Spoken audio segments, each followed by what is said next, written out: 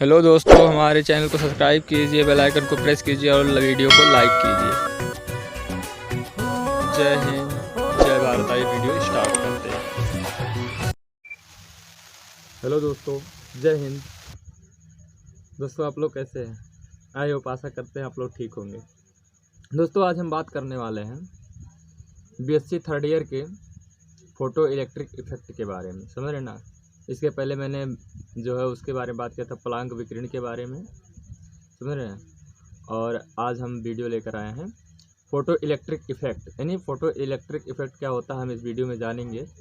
तो दोस्तों, अगर आपने हमारे चैनल को सब्सक्राइब नहीं किया, सब्सक्राइब करें और ज़्यादा से ज़्यादा दोस्तों के साथ शेयर करें, जिससे जो है वो अपने जो है एग्ज़ाम के लिए प्रिपरेशन कर सके। पढ़ाई मतलब जो है अच्छे से एग्ज़ाम को कंप्लीट कर पाएँ।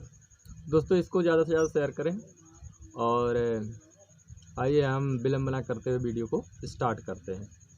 तो दोस्तों, जो फ़ोटो इलेक्ट्रिक इफ़ेक्ट होता है, फ़ोटो इलेक्ट्रिक इफ़ेक्ट जो होता है, इसमें क्या होता है, ये एक मेटल होता है, ठीक है, यानी एक धातु होता है। और जो है जो हाई फ्रीक्वेंसी के रेडिएशन जो होते हैं, विकिरण हाई फ्रीक्वेंसी के, वो जो होते हैं इसकी सतह से टकराते हैं। समझ रहे हैं? और टकराने के बाद में क्या करते हैं, इलेक्ट्रॉन का उत्सर्जन करते हैं, यानी इलेक्ट्रॉन उत्सर्जित करते हैं। और जो ये प्रक्रिया होती है इसे हम क्या कहते हैं, फोटो इलेक्ट्रिक इफेक्ट कहते हैं। समझ रहे हैं?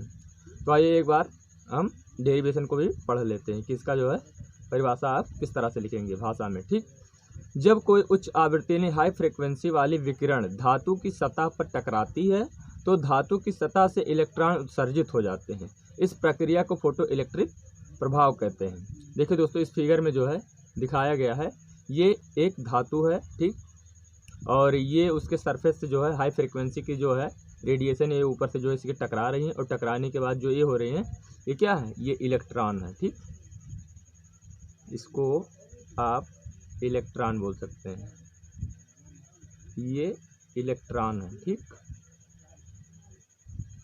तो ये इलेक्ट्रॉन जो है ये क्या हो रहे हैं, उत्सर्जित हो रहे हैं, और जो ये प्रक्रिया हो रही है इसे हम क्या कहते हैं, फोटो इलेक्ट्रिक इफेक्ट कहते हैं। ठीक, अब आइए हम आगे देखते हैं, कुछ इसके पॉइंट हैं, पॉइंट को देखते हैं। इसमें पहला पॉइंट है फोटान। आपको तो पता होगा कि जो रेडिएशन होती है, समझ रहे हैं, उच्च आवृत्ति की जो हाई फ्रिक्वेंसी के जो रेडिएशन है, समझ रहे हैं ना, इस रेडिएशन जो होते हैं किससे बने होते हैं, छोटे छोटे फोटान या क्वांटाओं से बने होते हैं। ठीक है, तो ये जो छोटे छोटे फोटान व क्वांटा होते हैं, ठीक है, तो ये क्या होते हैं, फोटान जब धातु की सतह पर उपस्थित इलेक्ट्रॉन से टकराते हैं तो वो अपनी संपूर्ण एनर्जी एच न्यू जीरो जो होता है, यानी जो संपूर्ण एनर्जी होती है फोटान की, वो क्या करते हैं, वो इलेक्ट्रॉन को दे देते हैं। यानी जो यहाँ पर जो इसके सतह में जो इलेक्ट्रॉन मौजूद होते हैं, यानी आपको तो पता ही है कि इसके सतह में जो भी इलेक्ट्रॉन मौजूद होते हैं उनको दे देते हैं। ठीक, इनकी सतह पर टकराते हैं, ये जो होते हैं ये सरफेस में क्या होते हैं, ये छोटे छोटे एटम होते हैं, और जो एटम होते हैं एटम के बीच में क्या होता है, न्यूक्लियस होता है। और आपने तो देखा होगा, जैसे ये है और एक कक्षक बन गया। ठीक, कक्षक बन गया, बीच में नाभिक होता है। ठीक, और साइड साइड में ये इलेक्ट्रॉन होते हैं। ठीक, इस तरह से इलेक्ट्रॉन मौजूद होते हैं। ठीक, तो ये इलेक्ट्रॉन जो है कक्षाओं, बाहरी कक्षाओं में क्या होते हैं, चक्कर लगाते हैं। ठीक, इलेक्ट्रॉन, और जो है बीच में न्यूक्लियस होता है, यानी नाभिक प्रेजेंट होता है। ठीक, तो एक क्या होता है, इसमें जो होते हैं टकराने के बाद में जो ये इसमें जो छोटे छोटे जो होते हैं परमाणु, समझ रहे ना, इसमें जो छोटे छोटे परमाणु होते हैं उनमें इलेक्ट्रॉन मौजूद होते हैं। ठीक है, तो इलेक्ट्रॉन जब उनमें उपस्थित इलेक्ट्रॉन से ये फोटान टकराते हैं तो टकराने के बाद अपनी जो संपूर्ण एनर्जी होती है फोटान, वो इलेक्ट्रॉन को दे देते हैं। और इलेक्ट्रॉन को जब दे देते हैं तो आइए अगला हम पॉइंट इसमें देखते हैं कि क्या होता है। इस एनर्जी को पाकर इलेक्ट्रॉन इस योग्य हो जाता है कि वह न्यूक्लियस के आकर्षण बल को तोड़कर एटम से अलग हो जाता है। समझ रहे हैं, यानी उत्सर्जित हो जाता है। आप उत्सर्जित भी बोल सकते हैं और एटम से अलग भी हो जाता है, ये भी बोल सकते हैं। ठीक, तो वही इस पॉइंट में बताया गया है। आइए हम आगे देखते हैं कि इसमें होता क्या है। ठीक, जैसे अगला पॉइंट इसका है उच्च आवृत्ति के रेडिएशन। उच्च आवृत्ति के रेडिएशन का प्रत्येक क्वांटा या फोटॉन एक इलेक्ट्रॉन उत्सर्जित कर सकता है। यानी जो इसका होता है प्रत्येक जो उच्च आवृत्ति के रेडिएशन का प्रत्येक क्वांटा या फोटॉन होता है, जिसे हम एनर्जी का क्या कहते हैं, पैकेट बोलते हैं। यानी ऊर्जा का क्या होता है, पैकेट। वो क्या कर सकता है, एक इलेक्ट्रॉन क्या करता है, उत्सर्जित कर सकता है। यानी प्रत्येक फोटॉन क्या कर सकता है, एक इलेक्ट्रॉन उत्सर्जित कर सकता है। यही इस पॉइंट में बताया गया है। ठीक, तो आइए हम आगे देखते हैं इसके बारे में। अब आगे देखिए, इसमें आपने पढ़ा होगा देहली आवृत्ति, समझ रहे ना। देहली आवृत्ति मतलब प्रत्येक फ्रीक्वेंसी वाला, जो इसे हम थ्रेशोल्ड फ्रीक्वेंसी भी कहते हैं, प्रत्येक फ्रीक्वेंसी वाला रेडिएशन प्रत्येक धातु की सतह से इलेक्ट्रॉन उत्सर्जित नहीं कर सकता है। अब आइए हम इसे समझते हैं कि देहली आवृत्ति यानी थ्रेशोल्ड फ्रीक्वेंसी कहते किसे हैं, समझ रहे हैं ना। तो थ्रेशोल्ड अभी हम जब इस पॉइंट को ध्यान से समझेंगे तो अभी आपको पता चल जाएगा कि आखिर हम देहली आवृत्ति कहते किसे हैं। प्रत्येक फ्रीक्वेंसी वाला रेडिएशन यानी जो ये उत्सर्जित होते हैं, इसके समझ रहे हैं ना, इलेक्ट्रॉन जो उत्सर्जित होते हैं, तो जो रेडिएशन होता है, इसमें कहने का मतलब है देहली आवृत्ति वह आवृत्ति होती है जो कि किसी पदार्थ की सतह से इलेक्ट्रॉन को उत्सर्जित कर सकती है। यानी कर सकती है, उसे हम क्या कहते हैं, कर सके आवृत्ति, समझ रहे ना। यानी वह जो ये देहली आवृत्ति होती है, यानी थ्रेशोल्ड फ्रीक्वेंसी जो होती है, वह फ्रीक्वेंसी होती है जो कि किसी धातु की सतह से इलेक्ट्रॉन को उत्सर्जित कर सके। उस आवृत्ति को हम क्या कहते हैं, देहली आवृत्ति कहते हैं, समझ रहे हैं ना। तो वही चीज़ इसमें दिया है। अभी पॉइंट में आप पढ़ेंगे तो आप ध्यान से समझ जाएंगे, मतलब समझेंगे तो आपको समझ में आ ही जाएगा। ठीक, तो आइए हम देखते हैं। प्रत्येक फ्रीक्वेंसी वाला रेडिएशन प्रत्येक धातु की सतह से इलेक्ट्रॉन उत्सर्जित नहीं कर सकता है। यानी कोई भी अगर मान लीजिए ऐसे ऐरा गैरा कोई भी फ्रीक्वेंसी आप डाल देंगे तो वह रेडिएशन से प्रत्येक जो है वह रेडिएशन प्रत्येक धातु की सतह से तो ऐसे इलेक्ट्रॉन उत्सर्जित कर नहीं पाएगा, क्योंकि उसके लिए भी भाई कुछ कंडीशन होते हैं, उसकी कुछ सीमाएं भी होती हैं, जिससे कि तभी जा कर के वो जो है उसको उत्सर्जित कर सकती हैं। क्योंकि उसका एक लिमिट होता है कि अगर इतना रहेगा तभी जो है वो वहाँ से क्या कर सकते हैं, उसको उत्सर्जित कर सकते हैं, और अन्यथा उत्सर्जित नहीं करेगा, समझे, इलेक्ट्रॉन को उत्सर्जित नहीं कर पाएगा। अगर उससे कम फ्रीक्वेंसी की जो रेडिएशन होगी तो वो नहीं उत्सर्जित कर पाएगी, अगर इतना रहेगी तभी हो पाएगा। तो वही चीज़ इसमें बताया गया। ठीक, आगे की पॉइंट देखते हैं। इसके लिए रेडिएशन की एक फिक्स या निश्चित फ्रीक्वेंसी यानी आवृत्ति की आवश्यकता होती है, जो कि मेटल की सरफेस से इलेक्ट्रॉन के उत्सर्जन को कर सके, समझ रहे हैं ना। यानी कि इसके लिए रेडिएशन की एक निश्चित फ्रीक्वेंसी यानी आवृत्ति की आवश्यकता होती है, जो कि मेटल की सरफेस से इलेक्ट्रॉन का उत्सर्जन कर सके। और जो ये फ्रीक्वेंसी होती है जो इलेक्ट्रॉन मेटल की सतह से इलेक्ट्रॉन को उत्सर्जित कर सकती है या उत्सर्जित करे, उसे आवृत्ति को हम क्या कहते हैं, देहली आवृत्ति कहते हैं। इस फ्रीक्वेंसी को ही थ्रेशोल्ड फ्रीक्वेंसी कहते हैं। इसे न्यू जीरो से प्रदर्शित किया जाता है, समझ रहे ना। आपके सामने पॉइंट लिखा है कि इस फ्रीक्वेंसी को ही थ्रेशोल्ड फ्रीक्वेंसी कहते हैं। इसे न्यू जीरो से प्रदर्शित किया जाता है। अब इसमें नोट दिया है, नोट में देख लेते हैं, 2 पॉइंट है। आखिर इन नोट में क्या क्या है, ये देखिए। जो क्षारीय धातुएं होते हैं, एल्काइल मेटल्स जो होते हैं ना,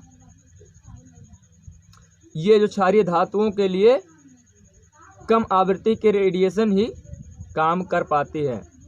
यानी कम आवृत्ति यानी कम अगर जो रेडिएशन होते हैं उनकी अगर कम जो है फ्रीक्वेंसी रहेगी तो ही ये एक काम कर पाती हैं, समझ रहे ना। क्षारीय धातुओं के लिए केवल है। जबकि अन्य मेटल्स जबकि अगर अन्य मेटल्स हैं, अन्य मेटल्स जैसे जिंक हो गया, कोबाल्ट हो गया, सीसा हो गया इत्यादि, समझ रहे ना, इत्यादि को क्या करते हैं, एक मिनट,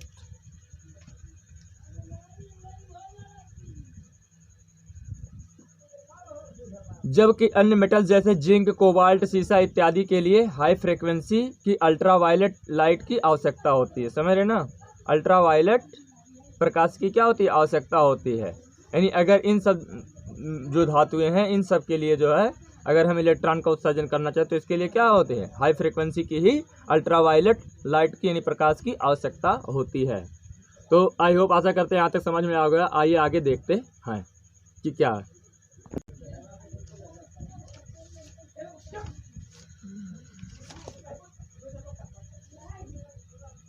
आइंस्टाइन फोटो इलेक्ट्रिक समीकरण, समझ रहे हैं ना। आइंस्टाइन फोटो इलेक्ट्रिक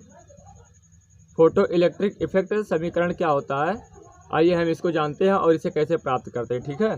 तो आखिर ये होता क्या है, देखिए सन 1905 ईस्वी में आइंस्टाइन ने, ठीक है, सन 1905 ईस्वी में आइंस्टाइन ने फोटो इलेक्ट्रिक प्रभाव संबंधित एक समीकरण दिया जिसे हम Einstein photo electric effect equation कहते हैं, समझ रहे हैं ना दोस्तों। इसके डेरिवेशन को हम देखते हैं। इसमें मान लिया किसी मेटल की सतह से इलेक्ट्रॉन निष्कासित करने के लिए लाइट को दहली आवृत्ति यानी न्यू जीरो है, समझ रहे हैं। लाइट की दहली आवृत्ति क्या है, न्यू जीरो है, अतः फोटॉन की एनर्जी तब क्या हो जाएगी, यानी इसमें मान लिया गया है कि मेटल की सतह से इलेक्ट्रॉन निष्कासित करने के लिए लाइट की दहली आवृत्ति न्यू जीरो है, अतः फोटॉन की एनर्जी तब क्या हो जाएगा, E is equal to h nu zero, समझ रहे ना। जो फोटॉन की एनर्जी है वो हो जाएगी E is equal to h nu zero, जहाँ एच क्या है, प्लैंक नियतांक है, एच न्यू जीरो होगी, तो E इज इक्वल टू क्या हो जाएगा, एच न्यू जीरो, समझ रहे हैं ना। अब यहाँ पर क्या होता है, ये क्या है, दहली आवृत्ति, यानी ये एकदम न्यूनतम फ्रीक्वेंसी होती है, समझ रहे हैं ना, जो कि पदार्थ की सतह से क्या कर सकती है, इलेक्ट्रॉन को उत्सर्जित कर सकती है। तो ये क्या है, दहली आवृत्ति इज इक्वल टू न्यूनतम आवृत्ति होती है। जो दहली आवृत्ति होती है वो कम से कम आवृत्ति होती है, यानी उससे भी कम अगर आवृत्ति रहेगी, यानी दहली आवृत्ति से भी कम आवृत्ति फ्रीक्वेंसी रहेगी तो क्या करेगी, मेटल की सरफेस से इलेक्ट्रॉन को उत्सर्जित नहीं कर पाएगी, समझ रहे हैं ना। यानी जो दहली आवृत्ति है वो क्या है, न्यूनतम आवृत्ति होती है। अब आइए आगे की पॉइंट को देखते हैं। आगे होता है, मान लिया कि मेटल की सरफेस, समझ रहे हैं ना, मेटल की सरफेस पर पड़ने वाली किसी रेडिएशन की आवृत्ति यानी न्यू है, जो दहली आवृत्ति, समझ रहे हैं ना, जो दहली आवृत्ति न्यू जीरो से अधिक है, समझ रहे ना। अब आगे हो जाएगा इस प्रकार न्यू आवृत्ति वाला रेडिएशन, समझ रहे हैं ना, न्यू आवृत्ति वाला रेडिएशन, इस प्रकार न्यू आवृत्ति वाला रेडिएशन इलेक्ट्रॉन को उसके निष्कासन से अधिक एनर्जी क्या करेगी, प्रोवाइड करेगी, समझ रहे ना, क्या करेगी, उसके निष्कासन से अधिक एनर्जी प्रदान करेगी। अगला स्टेप है इसमें, इस एनर्जी से एच न्यू जीरो, समझ रहे ना, इस एनर्जी में एच न्यू जीरो एनर्जी तो इलेक्ट्रॉन के निष्कासन में प्रयोग हो जाएगी, यानी जो उसको उत्सर्जित करने में प्रयोग हो जाएगी। कितना, एच न्यू जीरो एनर्जी जो होगी वो क्या करेगी, उसके निष्कासन में उत्सर्जन में क्या हो जाएगी, यूज हो जाएगी, प्रयोग हो जाएगी, तथा जो बची हुई शेष ऊर्जा होगी वो इलेक्ट्रॉन को क्या करेगी, वेग प्रदान करेगी, समझ ना, वेग अर्थात गतिज ऊर्जा प्रदान करेगी, हाफ mv²। अब आइए हम आगे देखते हैं कि होता क्या है। अतः आइंस्टीन के क्वांटम सिद्धांत के अनुसार तब क्या हो जाएगा दोस्तों, h nu is equal to h nu zero plus half mv²।